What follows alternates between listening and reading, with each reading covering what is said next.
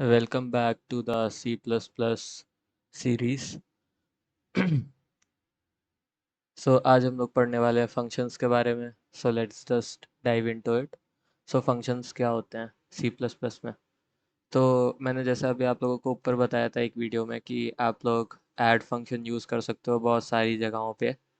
तो ना फंक्शंस वैसे ही होते हैं कि लाइक एक ऐड फंक्शन हम लोगों ने बना लिया, तो हम लोग को उसको बार बार एक जगह हम लोग कॉल करेंगे और वो सीधे सीधे यूज़ हो जाएगा.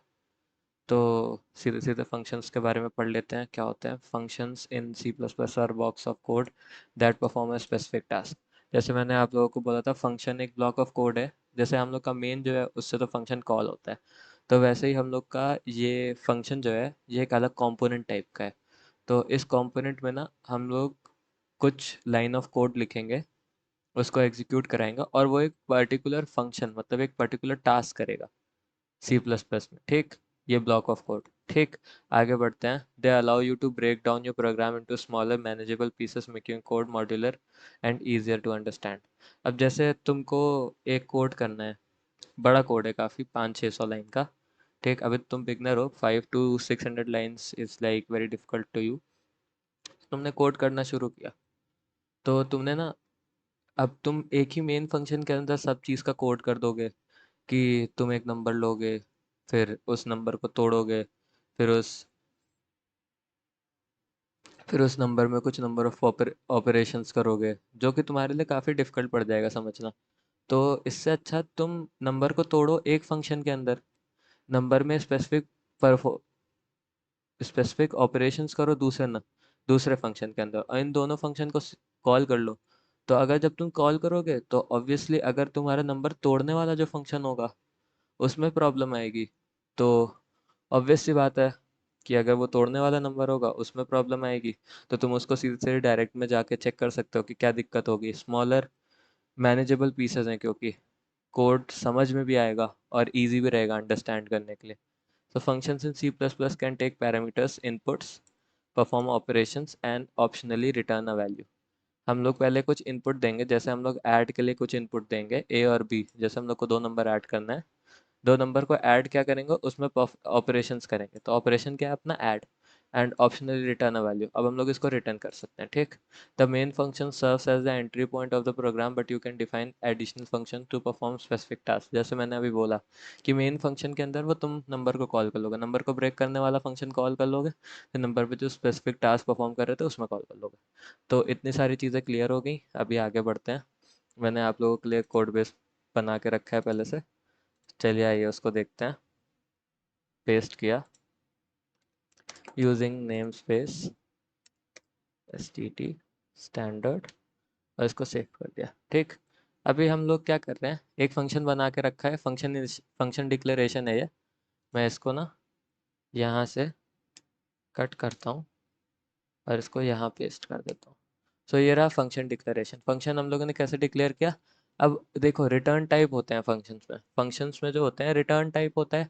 ये रिटर्न टाइप है हम लोगों का वॉइड. जैसे हम लोग का जो रिटर्न टाइप होता है ना वो एक तरीके के डाटा टाइप से होते हैं. अब हम लोग का जो रिटर्न टाइप होते हैं वो चेक कर लेते हैं यहाँ पे. रिटर्न टाइप्स सबसे पहले होता है void, जो कि कुछ भी नहीं रिटर्न करता. ठीक, void कुछ भी नहीं रिटर्न करेगा, वो सिर्फ जो आप लोग वहाँ पे वैल्यूज़ करोगे उसको प्रिंट करा देगा. फिर उसके बाद आता है इंट, ये इंटीजर वैल्यू रिटर्न करेगा. ठीक, इसके बाद आता है स्ट्रिंग, ये स्ट्रिंग की वैल्यू रिटर्न करेगा. ठीक, और उसके बाद आता है डबल, फ्लोट, बूलियन. अब ये तो आप लोग जानते ही हो कि ये सारे कैसे रहते हैं, क्या क्या रिटर्न टाइप्स रहते हैं. ठीक, मैंने लिख दिया. एक तो ये सारे, इसमें कुछ भी नहीं रिटर्न होता. इसमें जो रिटर्न होता है वो इंटीजर रिटर्न होता है, इसमें स्ट्रिंग रिटर्न होती है, और आप कैरेक्टर्स को भी बोल सकते हो एक रिटर्न टाइप. ठीक, तो यहाँ पे क्या हो रहा है, इंट ऐड. तो इंट ऐड क्या है, इंट ऐड जो है इसमें फंक्शन डिक्लेरेशन के साथ साथ फंक्शन में पैरामीटर्स भी पास किए गए हैं. किस किस को ऐड करना है, इंट एक्स को और इंट वाई को. जैसे वॉइड ग्रीट में कुछ भी पास नहीं हुआ था, वो एक नल फंक्शन था, नो पैरामीटर्स पास्ड. ठीक, नो पैरामीटर्स पास्ड. लेकिन अब यहाँ पे जब हम लोग इधर देखेंगे तो यहाँ पे ना दो पैरामीटर्स भी पास हुए हैं, इंट एक्स और इंट वाई, और यहाँ पे जो रिटर्न होगा वो क्या होगा, इंटीजर वैल्यू रिटर्न होगी। तो सबसे पहले आ जाओ मेन फंक्शन पे, ये एक एंट्री पॉइंट फंक्शन है तो इसको पहले बाद में समझेंगे, पहले नीचे आ जाओ। फंक्शन की डेफिनेशन लिखी सबसे पहले, वॉइड ग्रीट। मैं ये लिख के ही दिखा देता हूँ, इससे अच्छा तुम लोग को समझ में भी आ जाएगा। वॉइड ग्रीट, फंक्शन की डेफिनेशन लिखी। फिर से अब देखो मैं इस फंक्शन को बनाया और मैं सीधे सीधे यहाँ से डिलीट कर देता हूँ इसको। ठीक, अब यहाँ से डिलीट किया, यहाँ पर आओ, सी आउट लिखो, hello I am in the greet function. ठीक, इसको लिख दिया और फिर इसके बाद लगा दो एंडल। ठीक, एंडल लगा दिया। अब इसको ना ये चल सकता है। अब देखो तुम्हारा ऐड फंक्शन भी ऐसे ही करोगे, जो ऐड फंक्शन तुमने ऊपर डिक्लेयर किया है उसको ले लो, ठीक, इंट एक्स और इंट वाई के पैरामीटर्स के साथ, और तुम रिटर्न करोगे यहाँ पे वैल्यू, क्योंकि ये नॉन रिटर्नेबल नहीं है। ये वॉइड होता तो यहाँ पे तुमको रिटर्न नहीं लिखना पड़ता, क्योंकि ये इंट है या तो स्ट्रिंग है या तो डबल है या तो फ्लोट है या तो बुलियन या तो कैर, तो इसमें रिटर्न का यूज होता है। तो हम लोग रिटर्न क्या लिखेंगे, एक्स प्लस वाई। ये ऑपरेशन हम लोगों ने परफॉर्म किया और इसको रिटर्न कर दिया। ठीक, अब यहाँ पर आ जाओ मेन फंक्शन पे। तो मेन फंक्शन में तुमने देखो ग्रीट फंक्शन को यहाँ कॉल कर दिया है, जैसे ही कॉल करोगे तो ये चल जाएगा। पहले इसको कमेंट आउट कर देते हैं और चला के देखते हैं इस पर्टिकुलर प्रोग्राम को। ओके, अगर मुझे तो देखो,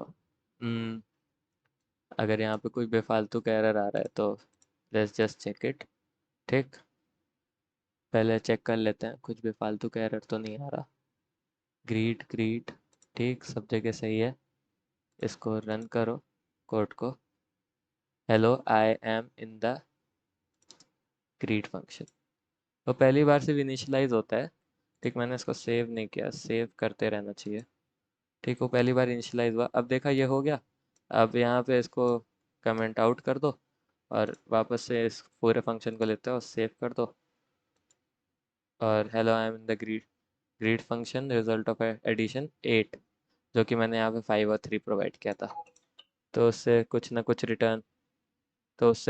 रिटर्न होता है। ठीक, तो that's it for the function videos. अभी हम लोग फंक्शंस का आगे भी यूज़ करेंगे, बट एक सिंपल इंट्रोडक्टिव वीडियो थी। मैं तुम लोग से कहूँगा कि तुम लोग और चीज़ भी यूज़ करो फंक्शंस के।